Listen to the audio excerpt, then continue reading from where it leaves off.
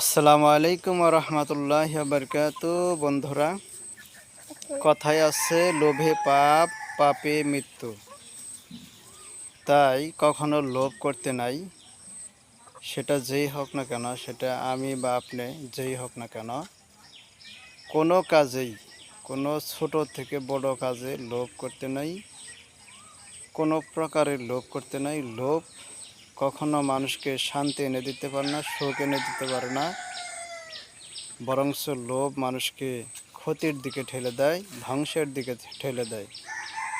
আর লোভ করলে পাপ হয়, আর পাপ করলে মৃত্যু হয়। তো সুতরাং বন্ধুরা, আমরা যে যেটাই করি না কেন, কখনো লোভ করব না। যত বড় জিনিসই হোক না কেন, যত দামি জিনিসই হোক না কেন, আমরা যেন লোভ না করি। কারণ লোভ মানুষকে শুধু ধ্বংসের দিকেই ঠেলে দিতে পারে, ভালোর দিকে নিয়ে যেতে পারে না। তাই বন্ধুরা, আসুন আমরা লোভ থেকে বিরত থাকি এবং লোভবিহীন কাজ করি, ভালো পথে চলি, ভালোভাবে কাজ করি। সবাই ভালো থাকেন, সুস্থ থাকেন। আল্লাহ হাফেজ।